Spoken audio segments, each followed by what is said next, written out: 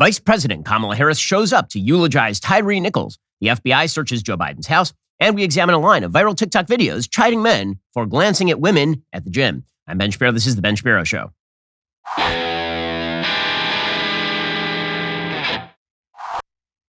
So, there are some crime stories that are national, and there are some crime stories that are local. And the way that we can tell a national crime story from a local crime story is whether it fits the left-wing narrative, or if it even comes close to fitting the left-wing narrative. So, if, for example, you have white cops, and those white cops kill a white person, that is not a national news story. That is just a local news story. And it requires no national attention. It requires that the media cover it for like a brief second in time, and then it blips out of existence. Certainly no major politicians attend the funeral of the person who was killed. If, however, you have a story that makes national waves because the left believes that it fits a narrative, even if it doesn't quite fit the narrative, then it becomes a national news story. And you have major politicians and big political figures arriving from all over the country in order to eulogize the person who was killed, not because they actually care about the person who was killed. They don't know that person from Adam. They don't know that person's parents. They've never heard of that person, but because it fits the narrative. And there is something that is quite gross about this. Truly, because it is, in fact, exploitative. It is exploitative to go to the funeral of a person you've never met and you've never heard of until 1 second ago, explicitly in order to make a political point about, for example, policing in the United States or the inherent systemic racism of the United States. Well, that's precisely what happened yesterday. Tyree Nichols, a 29-year-old black man who was killed in confrontation with 5 black police officers. When I say in confrontation, I mean they literally held his arms behind his back, and they were clocking him, and it's on video, and those 5 guys are going to be tried for second-degree murder. They've already been arrested. And well, this didn't fit quite the left-wing narrative of white on black, cop on criminal or potential criminal or innocent victim violence. Didn't fit that narrative, but it was close enough. And so the media ran with it. It turned into a whole discussion, as we've discussed, about white supremacy and its bleed over effects into black police departments, because the Memphis Police Department is 58% black, and the head of the police department in Memphis is black, and it's a majority black city. Okay, so this means that Tyree Nichols, who again, Kamala Harris has never met Tyree Nichols. Kamala Harris doesn't know Tyree Nichols. Kamala Harris could have seen Tyree Nichols on the street, never recognized him or his parents. She arrives at this funeral. When politicians do this sort of stuff, the thing you have to think about is why.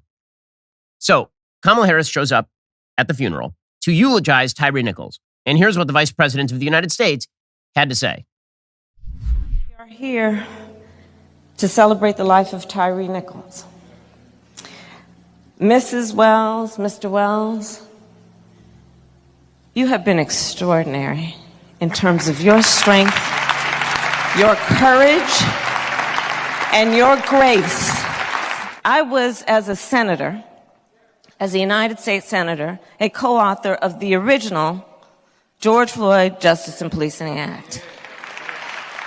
And as Vice President of the United States, we demand that Congress pass the George Floyd Justice and Policing Act. Joe Biden will sign it. By the way, the George Floyd Justice and Policing Act is far overbroad. Senator Tim Scott provided some actual fixes to the George Floyd Justice and Policing Act that would have additionally funded the police for training and for hiring, and the Democrats rejected that out of hand. They didn't even bring up that potential bill for a vote. But again, go back to the basic notion here. The Tyree Nichols story does not actually fit the narrative that the left wishes to push. That narrative, of course, is that police all over the country are exactly the same as the cops in this particular situation. The narrative is that there is a broad systemic racism that is baked into the cake when it comes to police departments, and Tyree Nichols fit that. So if you have a black victim in a case of police violence, this is now enough for the Vice President of the United States to come in and essentially politic in a funeral. I mean, there is something pretty gross about politicking at a funeral. It wasn't just Kamala Harris. You have race baiter professional Al Sharpton showing up to give a eulogy. Again, Al Sharpton didn't know Tyree Nichols. Al Sharpton has never heard of Tyree Nichols. But here is Al Sharpton at the funeral eulogizing a person he never met and didn't know. So, and there is something that's really kind of just icky about that. Here's Al Sharpton.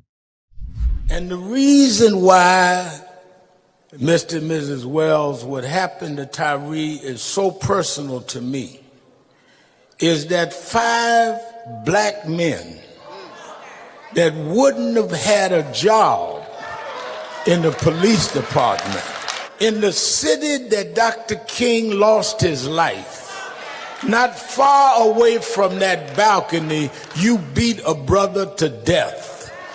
There's nothing more insulting and offensive to those of us that fight to open doors, that you walk through those doors and act like the folks we had to fight for to get you through them doors.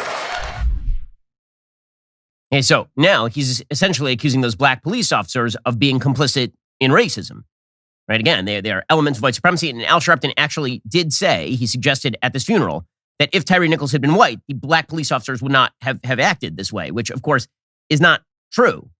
I mean, the cops beat white people on a regular basis. Okay, the notion that white people are somehow immune to police brutality or instances of police violence is just a falsehood. But here's Al Sharpton telling it.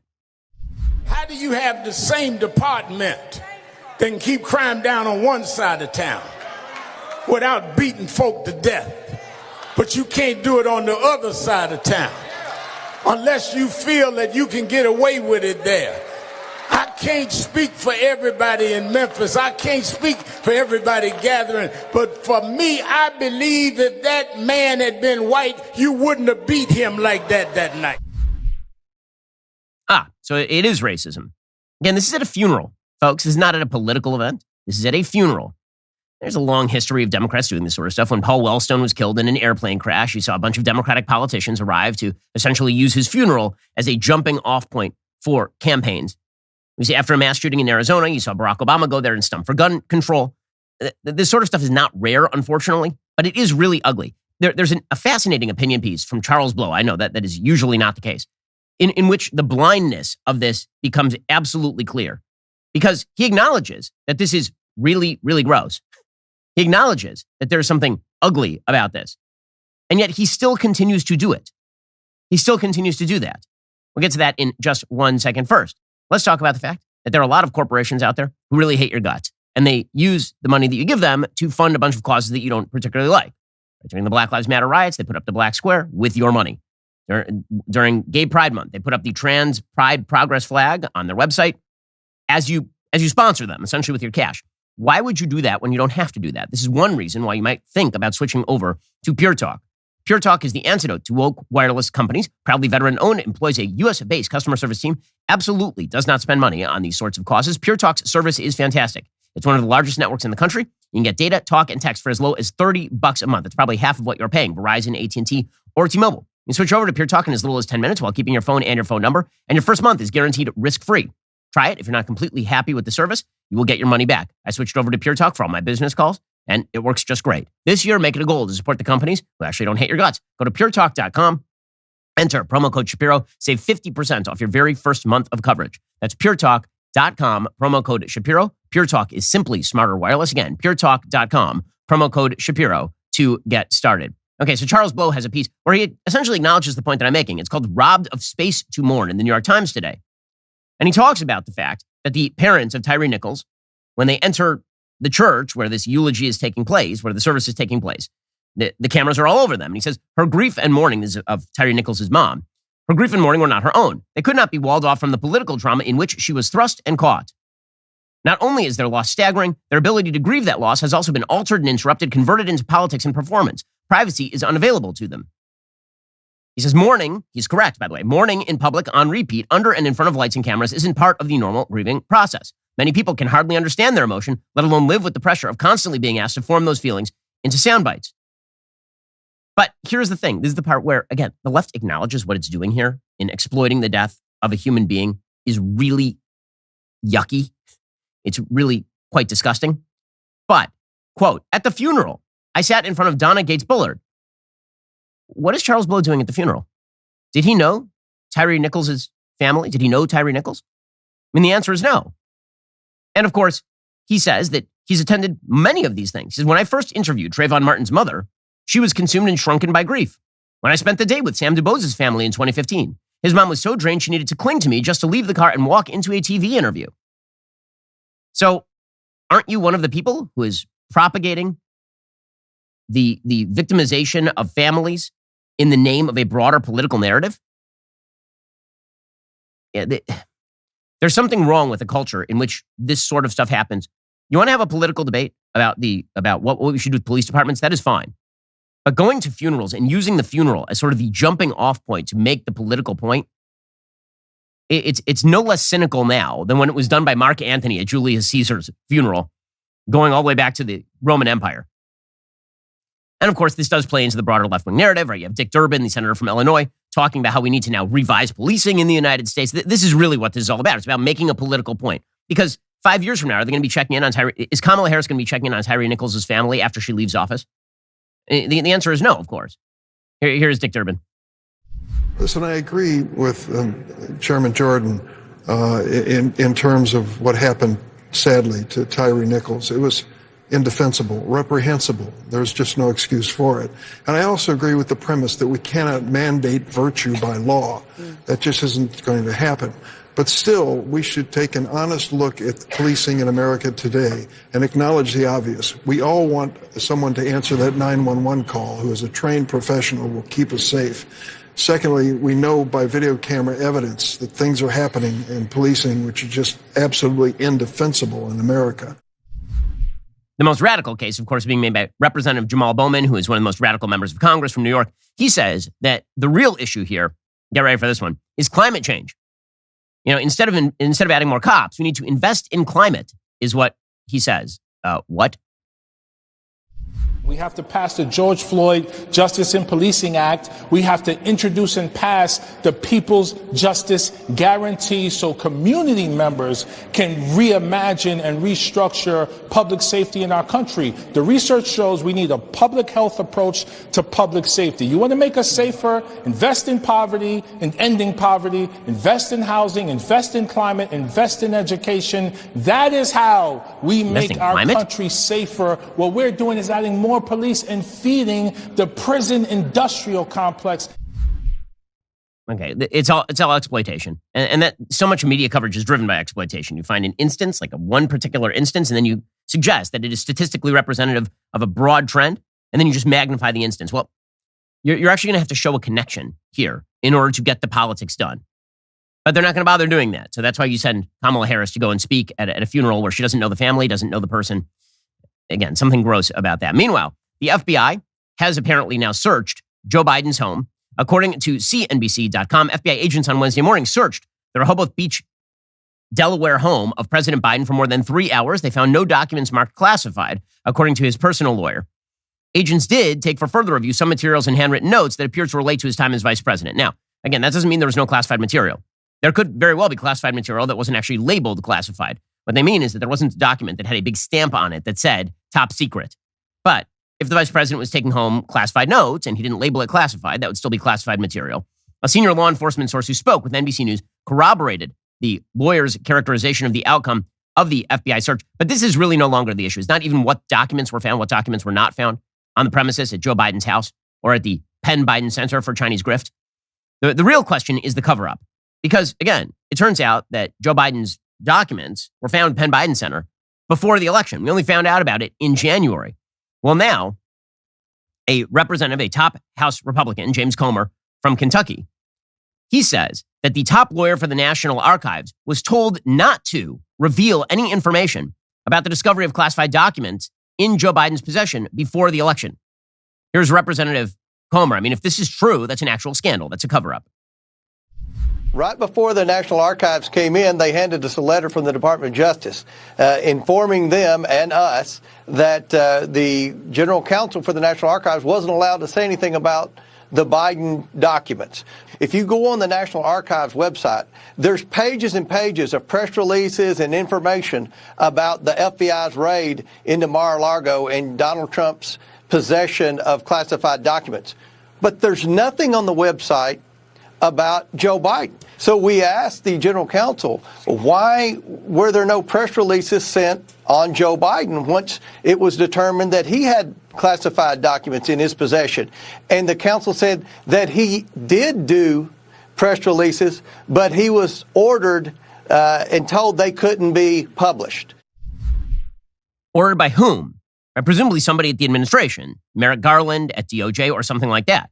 According to the Washington Examiner, the National Archives informed its own Inspector General on November 3rd The watchdog contacted the DOJ on November 4th. So a couple of days before the election, this was widely known inside the government. And yet nothing came out about it until January.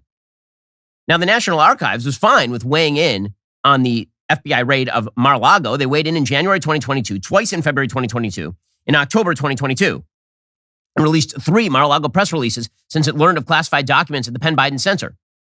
So between the time that they knew that there were documents that shouldn't have been at Joe Biden's house and the time that they revealed that fact, they released 3 separate press releases on Donald Trump and Mar-a-Lago.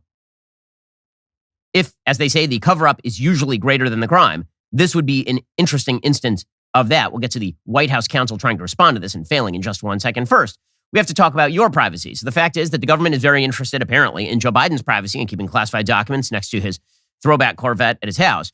But they're not interested in your privacy very much. They like to monitor you. They like to keep tabs on you. So do the big companies. They like to take all your data and then use all of that data against you. This is why I use ExpressVPN. There are a lot of things I don't like about the government, about the tech giants, but there's only so much I can do. Well, one thing I can do is I can protect my private data by using a VPN, and ExpressVPN is the best VPN. For less than $7 per month, you can join me and fight back against big tech by using ExpressVPN. ExpressVPN helps you anonymize much of your online presence by hiding your IP address so they can't match any activity back to you. If you don't like big tech tracking you and selling your personal data for profit, you can fight back by using ExpressVPN. Visit expressvpn.com/Ben right now. Get 3 extra months of ExpressVPN for free. That's expressvpn.com/Ben. Again, expressvpn.com/Ben. That is the best way to protect your online privacy. Super easy to use. One button to download it, one click, and now it's activated. Go check them out right now. expressvpn.com/Ben to get started. Okay, so the White House counsel office, they're trying to respond to the possibility of a cover-up. White House counsel spokesperson Ian Sams, he will not say if the FBI has actually conducted other searches. That is possible.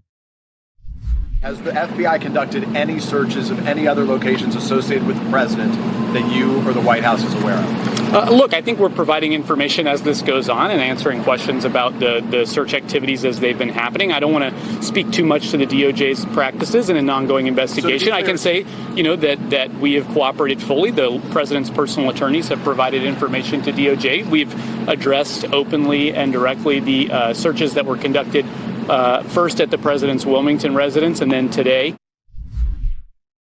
Well, Sams was asked about whether Biden or anyone in the administration silenced the National Archives, and here's what he had to say.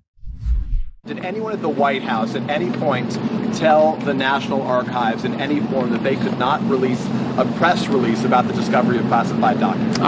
What's that in reference to? There's reporting that came from the House Oversight Committee Chairman James Comer, who says that in his conversations with the National Archives, they communicated that they were told, the archives was told it could not release a press release at whatever point it was about the discovery of classified documents. Did anyone at the White House tell them not to do that? Yeah, I don't know anything about that. If that's actually what he said, it's probably better to ask the archives if that's actually what was said and try to understand a little bit more what he meant.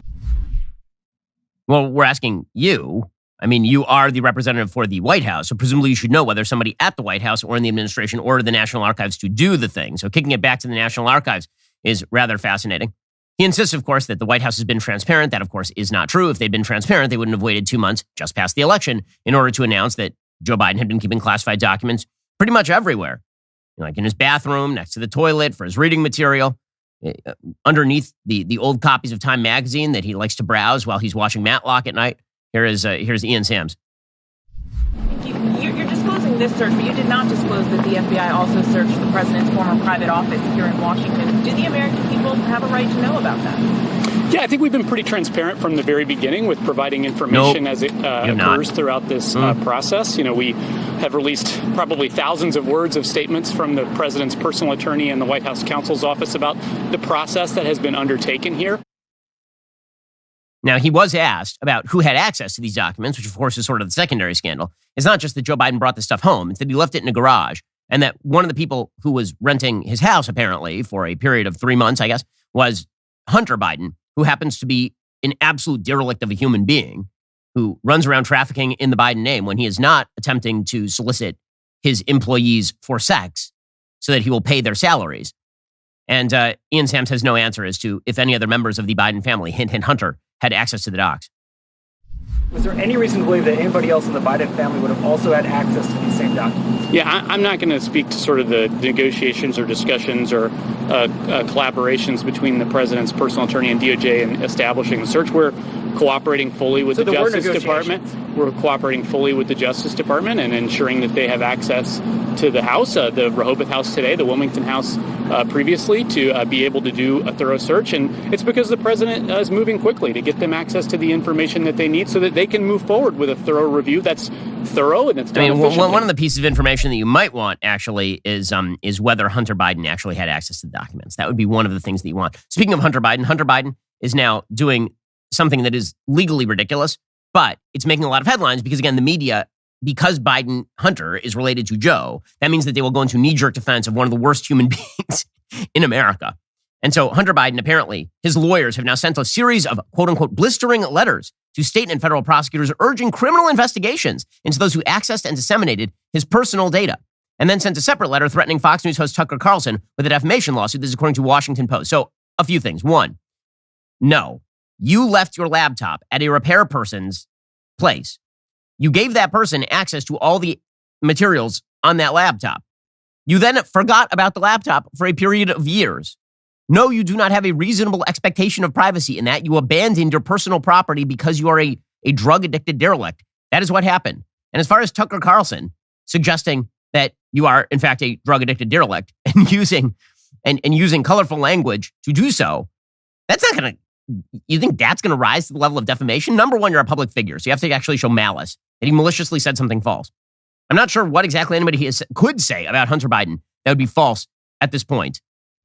I guess that he's trying to claim that because there was original reporting suggesting that he paid like $50,000 a month, and then it turned out that reporting was not true, and it was $50,000 over the course of 3 months for his rent, that's a that is not even remotely a defamation lawsuit. That does not rise to the level of a defamation lawsuit under any circumstances. But he is sending blistering letters, and that, of course, is the basic idea. If he sends blistering letters, the media can pretend that he's very offended. He claims that he has been defamed by Fox News in a story in which Carlson said that Biden had paid $50,000 in rent to his dad.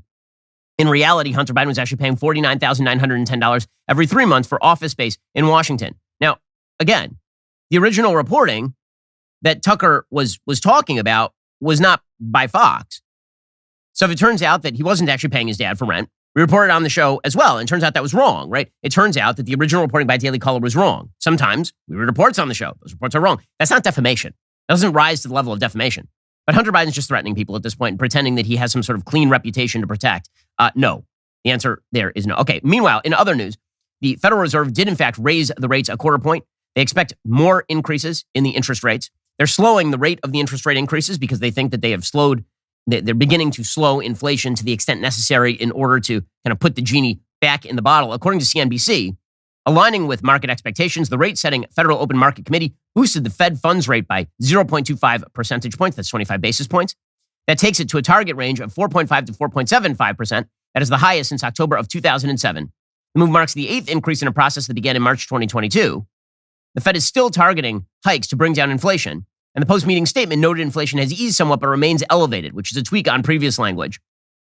Fed Chairman Jerome Powell said inflation data received over the past 3 months show a welcome reduction in the monthly pace of increases. While recent developments are encouraging, we will need substantially more evidence to be confident that inflation is on a sustained downward path. But stocks actually dropped on this news because people were hoping that Powell was basically going to say there are no more increases coming. There are, in fact, more interest rate increases coming, and there need to be more interest rate increases coming. Meanwhile, Kevin McCarthy and Joe Biden are now negotiating over the debt limit and the debt ceiling. Joe Biden is looking for Republicans to give him a way out. What he is looking for is for Republicans to be intransigent on the debt ceiling so that he can then blame them when the economy stagnates, which is presumably what's going to happen over the course of the next few months. McCarthy and Biden had a meeting the other day on this, in which Biden told McCarthy there was room for discussion about addressing America's deficit, but he insisted that Congress would have to pass a debt limit increase with no strings attached to avoid a financial cataclysm, which, of course, is ridiculous. There can be strings attached. What McCarthy should do, as I've suggested many times over, pick 10 things that the American public hates, put that in the debt ceiling negotiations, and force Biden to defend that. Force Biden to defend shutting down the government in order to preserve 10 things that Americans hate. McCarthy, to his credit, has not said that he's going to try to restructure Social Security or Medicare on the basis of this. That is ineffective. It is not going to work. Anybody who tells you otherwise is not a purist. They're expecting you to be a dope and not recognize what they're doing. But the reality is you can get a political win out of this thing if you are very circumspect about how you approach it. It is worth noting here that Joe Biden, for all of his talk about how important it is to raise the debt ceiling, back in 2006, Joe Biden was perfectly fine with rejecting an increase in the debt ceiling. Here he was back in 2006, attacking George W. Bush's administration. He said, quote, because this massive accumulation of debt was predicted, because it was foreseeable, because it was unnecessary, because it was the result of willful and reckless disregard for warnings that were given and for the fundamentals of economic management, I am voting against the debt limit increase. So it's always fun to watch as Democrats flip in real time and the media just pretend that none of it ever happened in the first place. Okay, in just 1 second, we need to get to the controversy over Ilhan Omar being denied a spot on the Foreign Affairs Committee. Matt Gaetz, for some reason, is now coming out and defending Ilhan Omar on the Foreign Affairs Committee, which I'm sorry, is just an absurdity. And Gaetz is wrong on this. We'll get to that in just 1 second. First, let's talk about a simple fact. You will die. I know. Bad news. Didn't mean to break it to you this way. But we are all going to plot at some point. And that means that you need life insurance. Anyone who's a responsible human being needs life insurance. The simple fact is, if you've got a family and you plot, it's not just the funeral costs, it's your loss of income that's going to be a serious problem. And the life insurance that you get through your job probably is not going to cover what you need. Not only that, the more time you wait, the more expensive the life insurance is going to get. You get unhealthier, you get older, your life insurance premiums go up. Instead, head on over right now, like today, to Policy Genius. Policy Genius makes it easy to compare life insurance quotes from top companies and find your very lowest price. With Policy Genius, you can find life insurance policies that start at just $17 per month for $500,000 in coverage. Policy Genius's licensed agents can help you find coverage options in as little as a week. There are no added fees. Your personal information is private. Your loved ones deserve a financial safety net, and you deserve a smarter way to find and buy it. Go to policygenius.com/Shapiro. Get the life insurance you need. It's just a thing you should do as a responsible human being. Policygenius.com/Shapiro and get that life insurance today. Okay, so controversy has now broken out about whether Ilhan Omar should be denied a spot on the Foreign Affairs Committee. The answer is, of course she should. She's a raging anti-Semite. She claims, of course, that she is an accidental anti-Semite, which is weird since she spent pretty much her entire career being a raging anti-Semite, so much so that even left-wing Jewish groups in the Minnesota community have approached her and been like, why are you so anti-Semitic? Can you stop it? And she's like, shut up. There are reports from Minneapolis Star-Tribune essentially suggesting as much. She is a disaster area. The fact is the Democrats set this precedent. The precedent is that if you have out-of-the-box crazy opinions, you shouldn't be on a committee, right? This is why they tried to deny a committee spot to Marjorie Taylor Greene over ugly things that were said. By the way, what Marjorie Taylor Greene has said about Jews is way less ugly than what Ilhan Omar has said about Jews. Marjorie Taylor Greene just put up a weird post about how Jews controlled space lasers, which was absurd on its face. Ilhan Omar has suggested that Jews control world finance and that Israel is akin to the Taliban and Hamas. So yeah, she's way worse. Yet Matt Gaetz is out there defending her, which I don't understand in the slightest. It makes no sense to me. Greg Sargent is now trying to defend Matt Gaetz in a very weird turn of events. I will say the soft bigotry of low expectations when it comes to people who are ragingly anti-Semitic Muslims is pretty absurd. And that is what Greg Sargent is doing over at the Washington Post. He says, sure, House Republicans are claiming that she's an anti-Semite. And sure, she says stuff that is anti-Semitic on a fairly regular basis. But also she's a Muslim. And that means that you're not allowed to point out that she is any of those things. As for the charge of bigotry, says Greg Sargent, ironically enough, there may not be another member of Congress who has personally faced as much bigotry as Omar, a Muslim who arrived in the United States as a refugee decades ago. And the soft bigotry of low expectations, the idea that if you're a Muslim, you get to be as radically anti-Jewish as you want to be, is pretty astonishing. And yet that is the line the media are going to take on this thing. Okay, meanwhile, the presidential race is heating up. Again, we have this consistently ongoing game now of Ron DeSantis winning victories in Florida and Donald Trump yelling at objects. And so that brings us to today's episode of Good Trump, Bad Trump. Good Trump, Bad Trump, which one will we get today? Okay, so here we have Good Trump. Here we have Bad Trump. And which one is going to be today? Boo, boo, boo, boo. Sadly, we got some Bad Trump yesterday.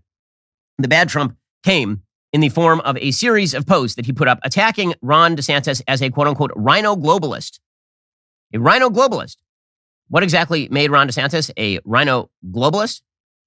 That he said at one point that he wanted to be like then GOP congressional leader Paul Ryan. Now, I'm old enough to remember when Paul Ryan was not a person who was considered wildly left-wing, considering that his main mission in life was to restructure entitlement programs. This does not make you a rhino. In fact, I would suggest that trying to leave entitlements in place as a matter of principle is a way of copping out on a major issue. But this makes Ron DeSantis a rhino globalist, says Donald Trump. That was not his only post. He also continued to attack Ron DeSantis by suggesting, quote, remember, I was 233 and 20 in the midterms. I got 1.2 million more votes than Ron DeSanctimonious in the great state of Florida. Also, 12 million more votes in 2020 than 2016 and won. You didn't win. If you won, you'd be in the White House right now, and most of the crap that's happening wouldn't have happened. I voted for you. I wanted you to win. You didn't. Also, you got 1.2 million more votes than Ron DeSanctimonious in Florida in a presidential race. Presidential races earn more votes than gubernatorial races in off years, which is exactly what happened. The point is, Ron DeSantis won by 20 points in the last race in Florida, and you did not win. So there is that. You won Florida, and you lost the national election. So I don't know what to tell you here. I don't know. Trump doesn't have a strategy. You would suggest normally that the strategy is attack the front runner, which kind of suggests that DeSantis is the front runner and not Trump, which is weird, right? DeSantis hasn't said word one about Trump, and Trump is just yelling at him. He's just right in his ear, yelling at him, trying to drive DeSantis to respond to him. Meanwhile, DeSantis is out there winning victories. So Ron DeSantis, you'll recall, just a few days ago, the state of Florida rejected an AP curriculum for African American studies that included a bunch of BLM, critical race theory nonsense. Well, now he's actually won a victory because the College Board released an official curriculum for its new AP placement course in African American studies. It's not that you can't teach African American studies in the state of Florida. It's that the state is not going to sponsor critical race theory garbage in the schools. And so the College Board went back to the drawing board and they stripped a lot of the subject matter that was critical race theory. They, according to the New York Times, the College Board purged the names of many black writers and scholars associated with critical race theory, the queer experience, and black feminism. It ushered out some politically fraught topics like Black Lives Matter from the formal curriculum. It also added something new. Black conservatism is now offered as an idea for a research project. Okay, I have a question. Why is that so bad? Why is any of that bad? That is good. And the fact that the College Board is now stripping out certain elements of the African American Studies program that were explicitly designed at the argument that America and all of its institutions are systemically racist and must be torn to the ground. The fact that DeSantis won on that is a very good thing. And by the way, you can tell who the Democrats are truly afraid of these days because those are the people they're attacking. Joy Reid over on MSNBC. She made, honestly, what I think is the best sell I've ever heard for the state of Florida on MSNBC. And I'm a person who's been unofficially dubbed the tourism minister of the state of Florida. Here is Joy Reid. What DeSantis is doing is intentional.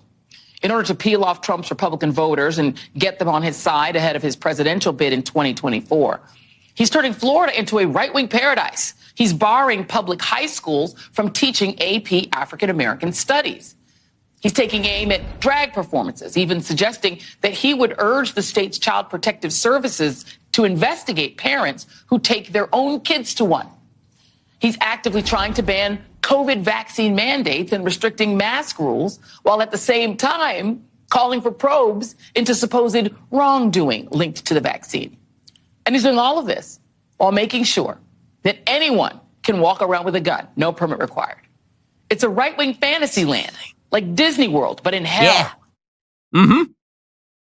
Well, so go away and stay out and don't come to Disneyland.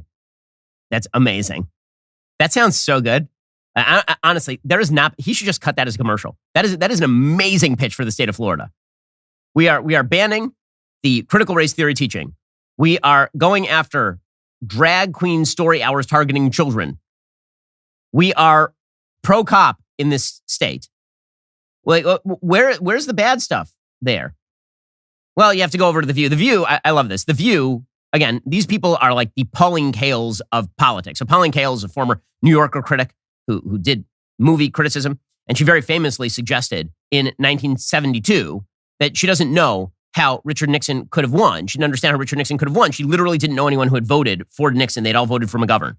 Nixon, by the way, won 49 states in that election. Okay, so that's The View. The View is just this little tiny bubble of weird people with low IQs. And all they do all day is suggest that they are representative of the American public. It's hard to think of people who are less representative of the American public. Here are the highly intelligent members of The View. Collective IQ could, if translated into electrical impulses from the brain, perhaps toast a piece of bread lightly. Here they were yesterday suggesting that it's time to vote Ron DeSantis out in Florida. He just won by 20 points. Just to clarify, 0.14% of the University of Florida's budget goes to DEI programs, 0.14. not 14%, 0.14. Okay, so it's even smaller than I that gave makes them your point credit even for. more, though. Yeah, Right. but the thing is, listen, you can. My folks are from Florida. They're Floridians, and they've been black the whole time. They were raised in Florida. There's always been black people in Florida, and if you're not careful, that base is going to rise up and vote your out of there. An unprecedented number of black Floridians voted Republican in the last election cycle. Same thing with Hispanic Floridians. So, yeah, we'll take that one with a grain of salt. Okay, in just a second, we'll get to one of the things that is actually driving the push to the right. And it is the radicalism of the left, particularly on cultural issues, many of the issues that Ron DeSantis is taking on. First, if you own a business, it's been a rough few years. I mean, from COVID, when the government may have forced you to shut down your business, to Bidenflation, to now the stagnation that's about to happen. If you gave too much money to the government in your taxes, why wouldn't you try to get some of that back? This is why you should go talk to the people over at Innovation Refunds. If your business has 5 or more employees and managed to survive COVID, you could be eligible to receive a payroll tax rebate of up to $26,000 per employee. We're not talking about a loan. There's no payback. This is a refund on taxes you probably shouldn't have paid in the first place. The question is how to get your hands on that money. Well, you head on over to getrefunds.com. Their team of tax attorneys are highly trained in this little-known payroll tax refund program. They've already returned $1 billion to businesses, and they can help you as well. They do all the work, no charge up front. Simply share a percentage of the cash they get for you. Businesses of all types can qualify, including those who took PPP, nonprofits, even those who had increases in sales. Just head on over to getrefunds.com, click on Qualify Me, answer a few quick questions. This payroll tax refund is only available for a limited amount of time. Don't miss out. Go to getrefunds.com. Again, getrefunds.com to get started. See if you can get some of your money back from the government you shouldn't have given them in the first place. Getrefunds.com. Also, folks, we have been running a massive 40% off sale for annual memberships. It ends tomorrow. Don't miss the chance to celebrate one of the greatest moments in DailyWire history with one of our best offers ever. That is a 40% off annual membership with code Do Not Comply. So you'll remember that 1 year ago, we sued the federal government over its vax mandate and we won. We are the only major media company to do this. And none of the other major media companies that whine about Joe Biden spent $1 attempting to sue the federal government to stop the vax mandate. Because we did that, 80 million Americans did not actually have to get vaxxed if they did not want to be vaxxed. Celebrate this victory with us by joining the winning team. When you join, you get access to the best content and one of the fastest growing libraries. We're adding a lot of new content this year. We got kids content coming. We got movies. We've got shows. We got hard-hitting documentaries. We got Jordan Peterson and Matt Walsh and Candace Owens and a lot more coming from me. Remember, this is your last chance to get 40% off your new annual membership at dailywire.com/subscribe with code Do Not Comply. The sale ends tomorrow. Head on over to dailywire.com/subscribe right now. Lock in your discount. Enjoy all our great releases coming soon. Well, folks, maybe one of the reasons why Ron DeSantis is winning all these cultural battles and the left is so angry is because they keep declaring cultural battles that are bound to lose. Nick Kristof is finally figuring this out over at the New York Times. He has a piece today titled Inclusive or Alienating? The Language Wars Go On. And his conclusion is that trying to make people say Latinx or suggest that people are assigned sex at birth, that stuff alienates people. He says, I fear our linguistic contortions, however well meant, aren't actually addressing our country's desperate inequities or achieving progressive dreams, but rather are creating fuel for right-wing leaders aiming to take the country in the opposite direction. Well, yes, but that's because what you're doing with language is just a reflection of what you're seeking to do with policy, and we can all see it. You're just providing a gateway. It's your fault, but you're providing an actual gateway to us understanding what you are trying to do. Very often on the right, we suggest that your language obscures reality. It does obscure reality, but it clarifies your positions, and your positions are idiotic. The best example of this today, it really is hilarious. There is a graphic that has now been put out by a human named Anna Taylor, and it suggests that we have to evolve away from violent language. It's gone viral on the Twitters. Evolving from violent language. It says that you should no longer use language like, we are going to pull the trigger. Instead, you should say, we're going to launch. You shouldn't say, I'll take a stab at it. You should say, I'll take the first pass at it. How about, did we jump the gun? Nope. Did we start too soon? You shouldn't say, I'll bite the bullet. You should say, I won't avoid it. How is bite the bullet even a violent? Is that something that you do in violence? Do you bite bullets in violence? This one, of course, is the best. That'll kill 2 birds with 1 stone. Instead, you should say, that'll feed 2 birds with 1 scone. That sounds delicious. Instead of saying, what's the deadline? You should say, what's the due date? Which, frankly, sounds cisgender, heteronormative, and birth positive to me. Instead of saying we have to pick our battles, you should say we have to choose our opportunities. Instead of, can you shoot me an email? You should say, can you send me an email? Because as we all know, if you ask somebody to shoot you an email, what you actually mean is you want them to shoot you. Long pause. An email. You shouldn't say that was overkill. You should say it was a little excessive. You shouldn't say you bombed a presentation. You say, I didn't do my best. This is going to fix everything, guys. Genius.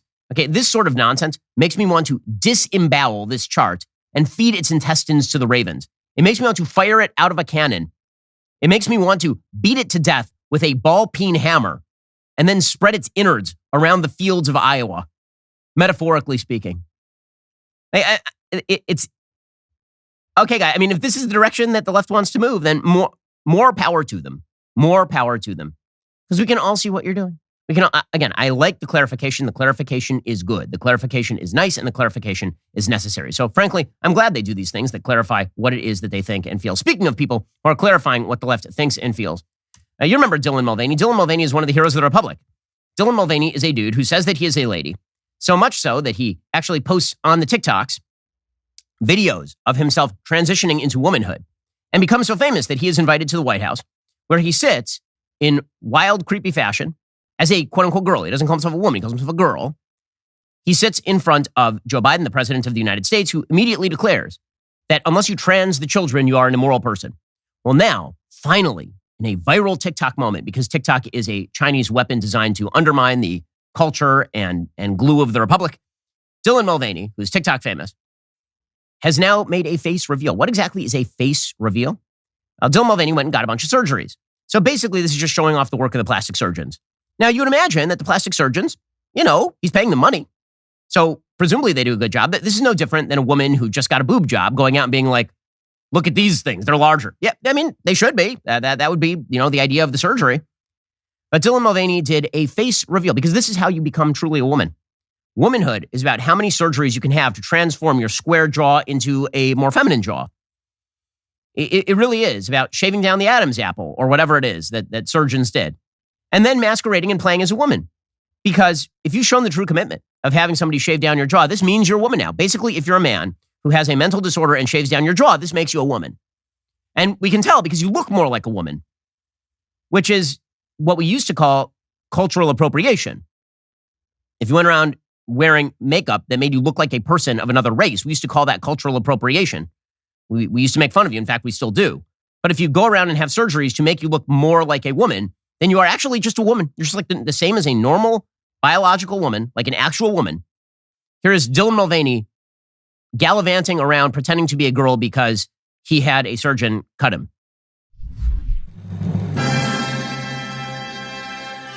Oh, good Lord. So here is Dylan Mulvaney. The face reveal is he is wearing a skirt and a bra and using Tchaikovsky's Swan Lake to dance in ridiculously parodic fashion, staring in close-ups into the camera. Dylan Mulvaney's still a dude, but now we're supposed to believe that because he's a dude who's been made to look like a lady, he's actually no longer a dude.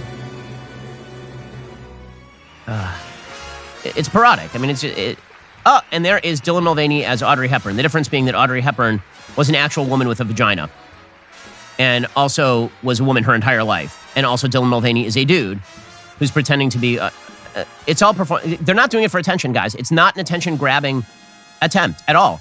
Dylan Mulvaney's not a person who wants to be famous or wants attention. He just wants to be her true self. You know I have a flair for the dramatics, but it's so good, right? I'm so happy, and it's still me. It's just a little bit softer of a version. It's still you. That is correct. Hey, dude. And again, I'm sorry to break it to you, but surgeries do not make you a different person. Surgeries are just surgeries to change the outward appearance. And the pretend that this now makes it's such appropriation, and it's And well, welcome to our wonderful culture. Speaking of our wonderful culture, it is time to bring back an element of the show that, frankly, we've been missing. And I know it was one of the most popular elements of the show. In fact, it was one of the most popular elements of the show for a very long time, actually. So popular that it became sort of a national meme. Cardi B. We did a version of WAP that was significantly better than Cardi B's original version of WAP. Well, now, deconstructing the culture is back. Let's do this thing. Alrighty, so today on deconstructing the culture. Remember Sam Smith? I don't. The only thing I remember about Sam Smith is when he was just like a gay dude who is singing a song called Stay With Me. Right, what year was Stay With Me? I don't actually have the year that Stay With Me came out. 2014. So it has been nearly a decade since Sam Smith was a thing. And then Sam Smith came out as genderqueer, which I don't even know what that means. That's not a term that means anything. And now Sam Smith is coming out as gender non-binary. As my friend Matt Walsh noted, he's basically like a Russian doll of coming out. It's like he comes out as gay, no one cares, and then he comes out as genderqueer, and everyone's like, I don't know what that is. And then he comes out as non-binary, and they're like, okay, what's next? Like he's like the Charlie Crist of sexuality. Like Charlie Crist ran out of political parties, and Sam Smith is running out of gender. The good news is there's an infinite supply, so he's just going to do gender after gender after gender, and eventually the most transgressive thing that he can do is become a straight white man again, presumably. Well, he has a new video out, and it is titled, I'm Not Here to Make Friends. Well, I mean, you are in the media because the media will praise you no matter how, because you are transgressive. And the idea from the left, and particularly in our culture, is the more rules and roles you violate, the more authentic you are. And so Sam Smith, having no idea who he is, because he clearly doesn't, he keeps switching his identity every 5 seconds. He's the most authentic version of himself because he keeps switching his identity every 5 seconds. And because he's transgressing all the rules by dressing up like a laughable fool in this video, which is what he does. I mean, he dresses up like a laughable fool. And then it's just bizarre. It's something out of a Berlin nightclub, circa like 1930. It's something straight from Cabaret. Except that we're all supposed to now treat this with perfect seriousness and say that Sam Smith, who is a fat dude, like I remember when he was actually a fit gay dude, and now he's just a fat gender non-binary person, which, I mean, I guess that's a pitch. I don't know what the pitch is. It's weird. Okay. Anyway, so Sam Smith has an explicit new music video, according to Vogue. And it was hypersexualized and had sparked age restrictions. So he, in this video, Sam Smith allegedly sings. It is called I'm Not Here to Make Friends. And it is one of the most bizarre and foolish videos I've ever seen. I should first explain what Sam Smith says the video is about so we have a full perspective. So Sam Smith did an interview in which she explains that this is about self-love. Oh, I am sure it is. It made me think that I need to step into my fears a little bit, and I need to write some music that shows different sides of me and who I am. What was scary about showing joy? I think that joy for me, I think as a queer person, and I think a lot of people can relate to this, but to lean into the joy it can feel quite like radical sometimes. And what was scary was the way that I move my body when I'm joyful, or the way that I dance. It felt doing that in front of thousands of people was always petrifying to me. Yes, he seems like a joyful, completely mentally healthy person. Okay, so what is this video that we are now exposing the children of America to? Well, let's go through this thing. I think it is worth noting at this point how many views are on this particular video so that you understand how ubiquitous this is. It came out 5 days ago, 4.8 million views on YouTube. Here we go. He is wearing nipple tassels, for those who can't see. He's a fat man wearing nipple tassels. And then you have men who are wearing booty shorts. He's wearing nipple tassels for no apparent reason since he's a dude. They're wearing assless corsets.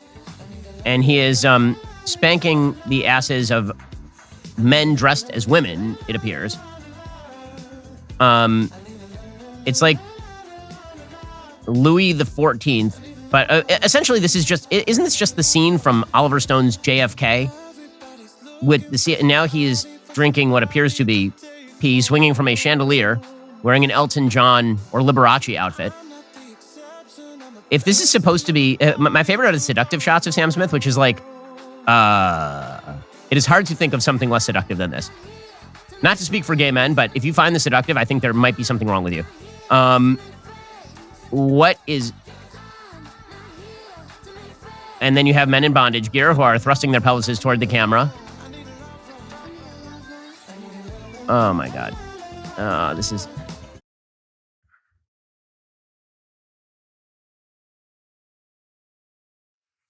I asked my producers to pull some of this, and now I regret that decision, like immensely.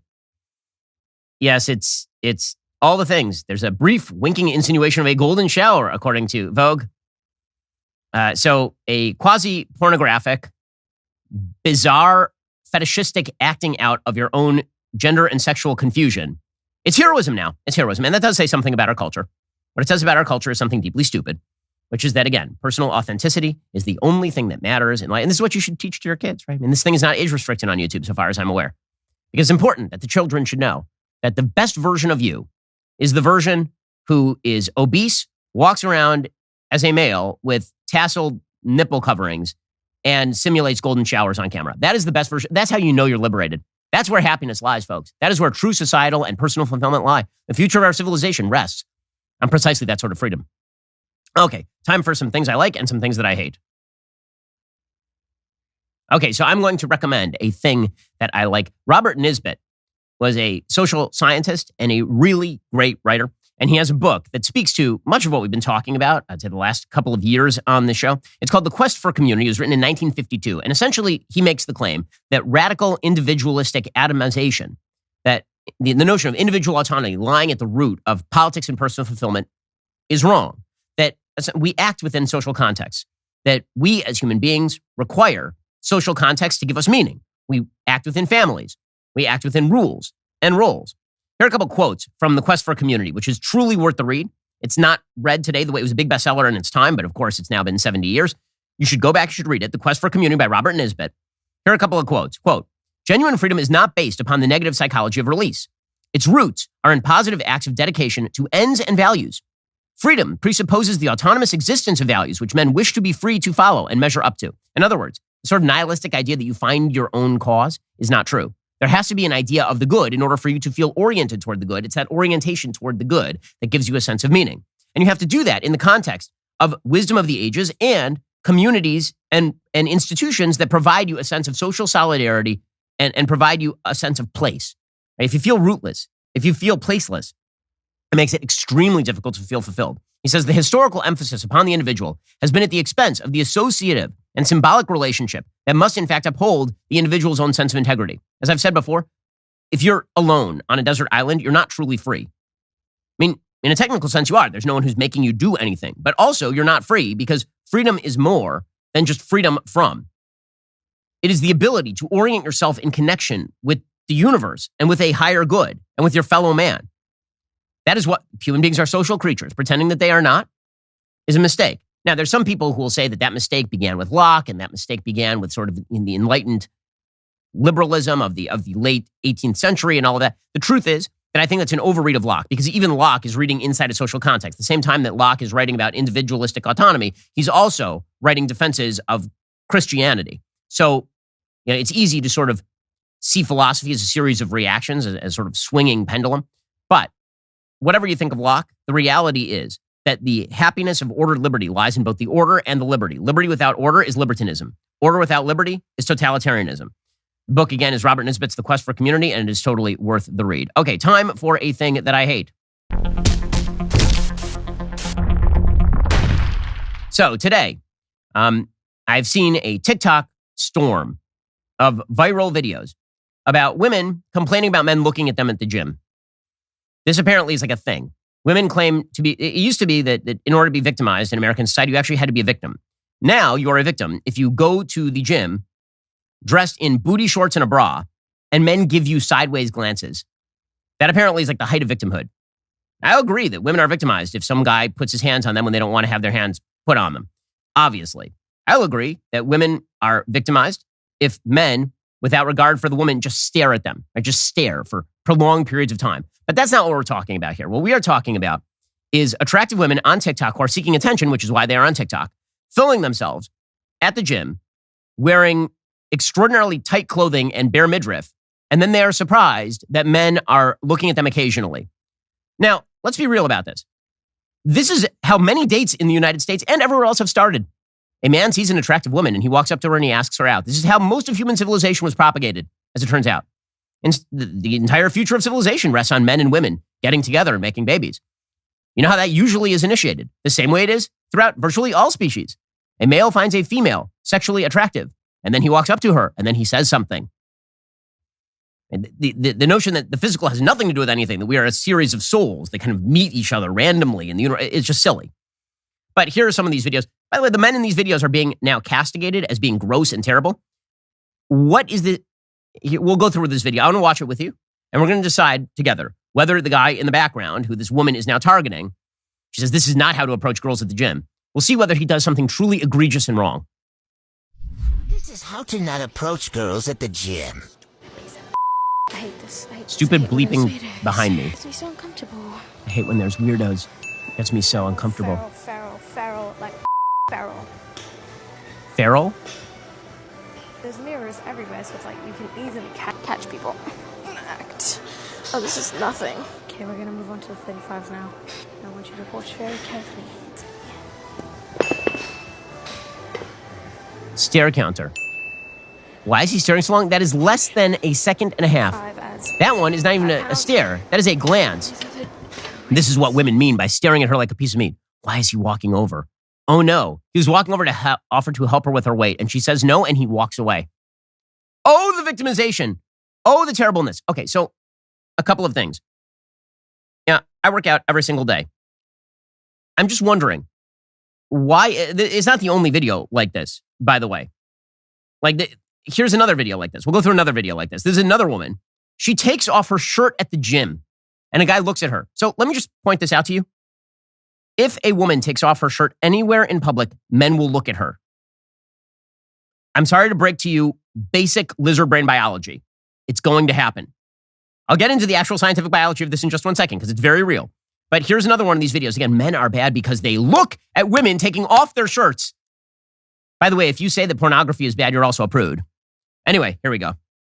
I stand up for myself. He threatens to call the police and revoke my membership.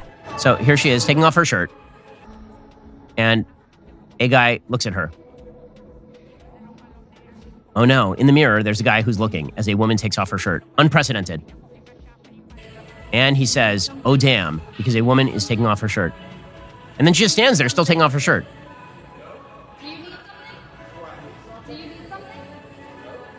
Okay, I thought so. And she's going to yell at him. Do you need something? Okay, I thought so.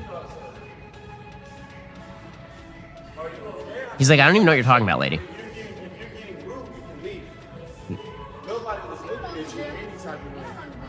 I don't own the gym, I work here. Yes. And if you're getting rude, then you can leave. That means what? I can call the police and have you trespass right now. Would you like that? Go ahead. Okay, cool. Go ahead, let him know. And by the way, normally we would call this lady, based on the race of the people involved, a Karen, would we not? Right? She's a young lady who does not seem to be of color, who is harassing a black man who didn't do anything particularly wrong. Other things that we should point out here. When women spray paint their asses and then wear bras and bare their midriffs in public, men are going to look at them. Again, hate to break this to you. That is the reality. As I say, I work out at the gym every single day. And there are women who come in and do not wear this sort of stuff. And guess what? They don't get stared at as much. I don't know how the patriarchy convinced women that the most efficient form of workout material was to essentially wear things that hug the body as closely as humanly possible and bear as much skin as possible. But the patriarchy has magic powers, apparently. It is not sexist to point out that men are going to look at scantily clad women in a different... Again, look at the... Listen, I made this case to my friend Allie Beth Stuckey, who's like, yeah, yoga pants are fine. Yeah, women can wear yoga pants, but don't be surprised when men stare at you because it hugs your ass. That's just the reality. And when I say stare, it doesn't mean the men should gawk at you. But if a man takes an occasional glance at the fact that you have a spray-painted ass, that is not a shock. That is not sexism. That is basic human biology. My favorite part of American society is now the idea that men have to walk around like Sandra Bullock in Bird Box. They're going to walk around with like a blindfold on all day long. And oh my God, he glanced over at me despite me dressing like this. Yes. We all understand this, but then we have to pretend not to understand this so as not to be perceived as quote unquote sexist. It's not sexist. As it turns out, actually. You know what? I'm going to do the science right now. Okay, you want to know why this is not sexist? Quote. This is from Scientific American. Our brains see men as whole and women as parts. Evolution might underlie the different processing of female versus male bodies. Both genders do it. A glimpse at the magazine rack in any supermarket checkout line will tell you that women are frequently the focus of sexual objectification. Now, new research finds the brain actually processes images of women differently than those of men, contributing to that trend. Women are more likely to be picked apart by the human brain and seen as parts rather than as wholes.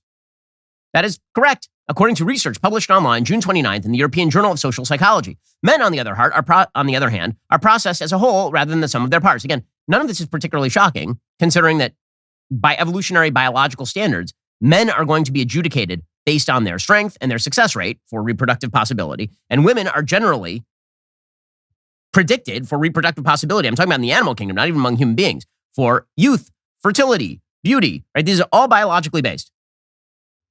The study author, Sarah Gervais, a psychologist at the University of Nebraska, said, everyday ordinary women are being reduced to their sexual body parts. But she says, it's also that, that's just what people do. The researchers focused on two types of mental processing, global and local. Global processing is how the brain identifies objects as a whole. It tends to be used when recognizing people, where it's not just important to know the shape of the nose, for example, but also how the nose sits in relation to the eyes and the mouth. Local processing focuses more on the individual parts of an object. You might recognize a house by its door alone, for instance. You're less likely to recognize a person's arm without the benefit of seeing the rest of her body. If women are sexually objectified, people should process their bodies in a more local way, focusing on individual body parts like breasts. To test that idea, Gervais and her colleagues carried out two nearly identical experiments with a total of 227 undergraduate participants. Each person was shown non-sexualized photographs, each of either a young man or a young woman, 48 in total. After seeing each original full-body image, the participants saw two side-by-side photographs. One was the original image, the other was the original with a slight alteration to the chest or waist, because these are sexualized body parts. Participants had to pick which image they'd seen before. In some cases, the second set of photos zoomed in on the chest or waist only, asking participants to pick the body part they'd previously seen versus the one that had been altered. The results showed a clear schism between the images of men and women. When viewing female images, participants were better at recognizing individual parts than they were matching whole body photographs to the originals. The opposite was true for males. People were better at recognizing a dude as a whole than they were his individual parts. And it's both men and women doing this to women, so don't blame the men here, says Gervais. Why? Largely because, again, this is how men look at women. This does not mean that this is how men end up looking at women in a relationship. This is why relationships are supposed to be predicated not on sexual attractiveness, that is the original attraction. They are then supposed to be predicated on seeing the person as a whole. That is what happens over the course of, say, a marriage. This is why commitment matters in relationships, because ladies, bit of personal advice, men at the beginning are going to see you more as a collection of beauty and body parts than they are as a soul. And the more they get to know you, and the more you hold off on the physical components of the relationship, the more they're going to have to get to know the whole you and maybe commit to the whole you. When women complain that they're being treated as pieces of meat by men while going on one-night stands, the answer is, that's terrible that men are doing that to you. Also, of course that's true. Of course that's true. The longer you are with a person, the more of their soul you see, the more of the whole them you see. Women tend to be better at this with regard to men. But as it turns out, women actually do this with women also. Why? Because women compare themselves to other women. Simple fact of life, women dress for other women, for example. Women don't dress for men. They dress to impress other women. Anyway, we'll go back to this video where apparently it's very creepy if a person glances at you when you wear spray-painted ass clothes. This creepy stare, old glance. guy at the gym kept coming over and staring at me. So I told my husband, and he came over and worked out next to me. Even after he came over, he continued to stare. I decided to stop working out and stare back. I attempted to do my set. Then I got fed up and went over and addressed him.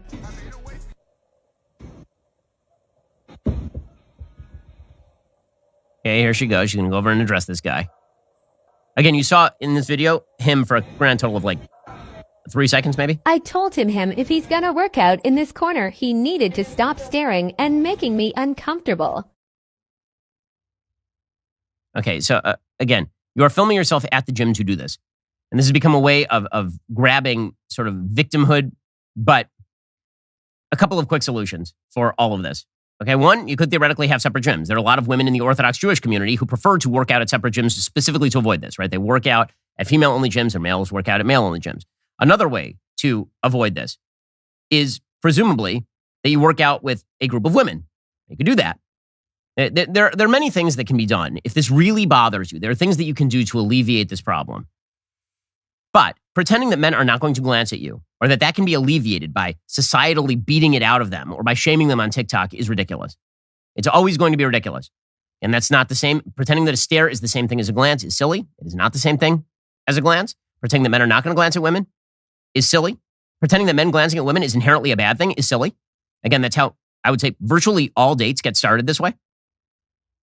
But because it's become a TikTok viral trend, we have to comment on it because, again, the idea from our culture is that human nature does not exist. And so all things I don't like are societal creations of, quote unquote, the patriarchy. And therefore, if a guy stares at me while I'm dressed in spandex, then it must be because the patriarchy indoctrinated him to do so. One quick note, I've been made aware by some producers that some of these TikTok videos, not all of them, some of the TikTok videos of this ilk have been created by women who also have OnlyFans accounts. So in other words, they're totally fine with men staring at them so long as they get paid for it. They just don't like it when men glance at them at the gym dressed in the exact same stuff that they're wearing on their OnlyFans accounts for free. They're not clout chasing, in other words. This is all genuine, guys. Staring grossly at women is bad. Glancing at them is sort of just a human instinct, and people are going to have to get over it. Alrighty, guys, the rest of the show is continuing right now. You're not going to want to miss it. We'll be getting into the mailbag. If you're not a member, become a member. Use code Shapiro at checkout for 2 months free on all annual plans. Click the link in the description and join us.